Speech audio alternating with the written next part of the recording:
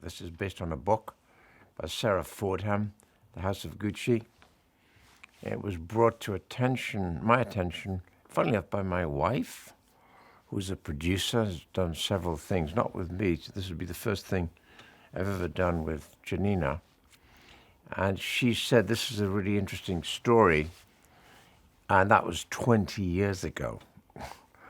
So in the 20 years, we've been trying to get it written where you have the balance of what actually happened with the personal side of the story, which is constantly offset against the evolution of the business.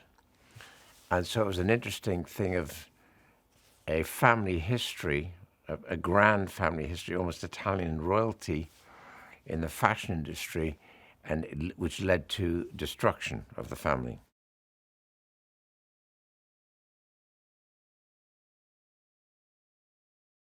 I used to buy my mother little Gucci presents every Christmas. And so I knew a lot about the Gucci evolution as a product, as a franchise. And so I didn't have to do much research. I've been right through that. I lived through everything in the 60s. I was at the Royal Court of Art in the 60s. There's no one better than the Royal Court of Art in the 60s, trust me. So I'd been through it. And so the next step is to bring my designers to bear to it, which will be Janti, which is the clothing, and then the production designer, Arthur Max, where we can both identify the places and the time and what they might be. And, of course, what the fashion would be, because that becomes very important, and I think has taken quite an important part in the film. I think Janti got it really well done, and even though we looked at early Gucci stuff, and it was really impressive. The early Gucci stuff was very impressive.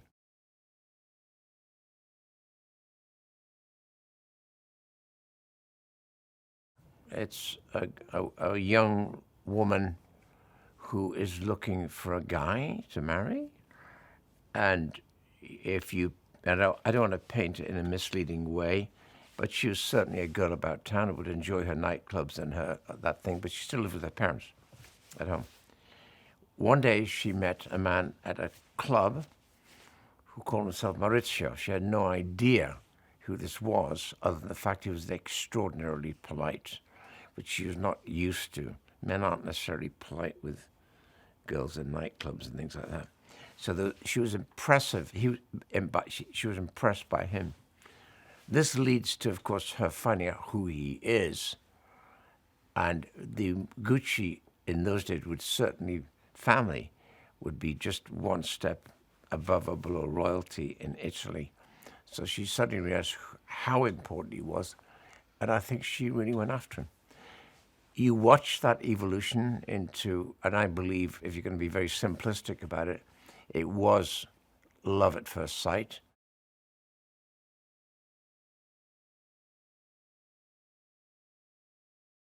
I started to be very curious about Stefania, particularly when I saw A Star is Born. And I thought, there's more here than her talent, a formidable talent as an entertainer and as a singer, as a producer, and a writer of her own show. This is a real engine of creativity. And so I met with her, and she came to the office, and I liked her immediately, and she was fascinated immediately, and that's how it began.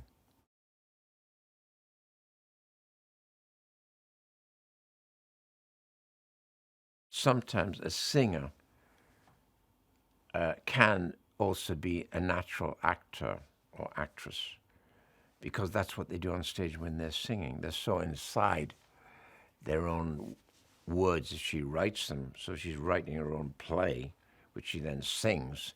So in a funny kind of way, it's not a stone's throw, less than a stone's throw away from if you're getting a script, can you just act and not sing?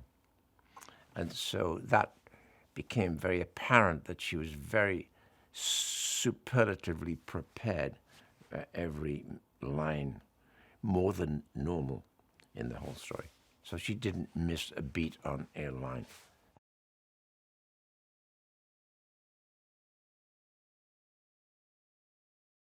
What the hell? Let's just give Roberto a go.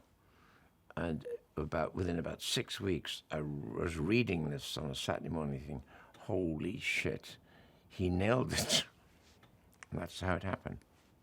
So it was all Roberto's doing in terms of how he saw it.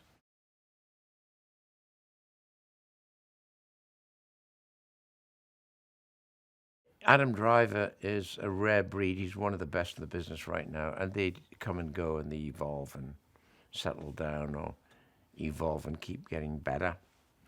And Adam has evolved for a while now and it just keeps getting better. So I went from medieval, where I think I got on quite well with him. I think he was shocked at the speed I worked. And what's interesting is he liked it.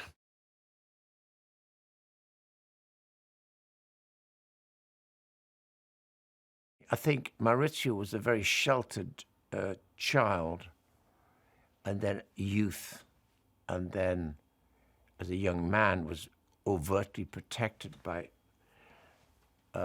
Rodolfo, his father. Rodolfo, Jeremy Irons, is older than Al. Al is the slightly flash Harry of the Brotherhood who goes to New York and sets up sets up the empire, the beginning of the empire.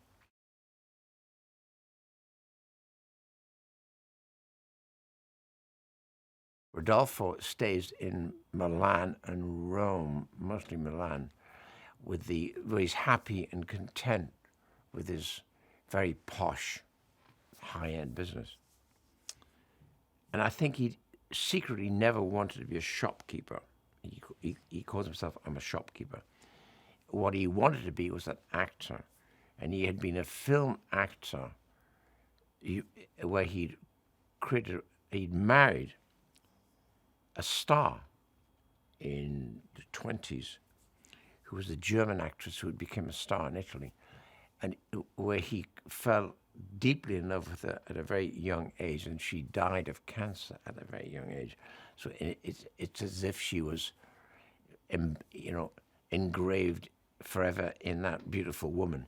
So the sadness was he would watch all the films with her night after night.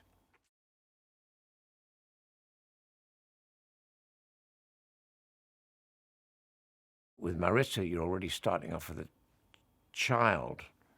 teen young man who's getting damaged by his father's almost manic obsessive thing with the past.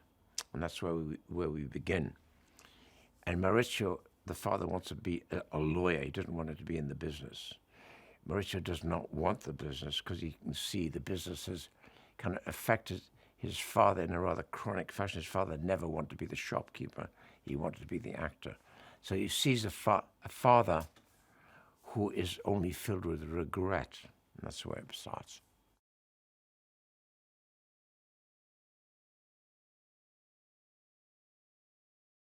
Patricia, by the time she's 22, 23, is a girl about town for sure. And I don't want to say more than that because I don't know, but she certainly was an experienced woman, young woman, and had boyfriends, and none of them quite fitted the bill. And I think when she came across Maurizio, there was a freshness to him that I think endeared her to him, and so she became very impressed with him. When she knew it was the Gucci, it was like, she really wanted to be part of his life.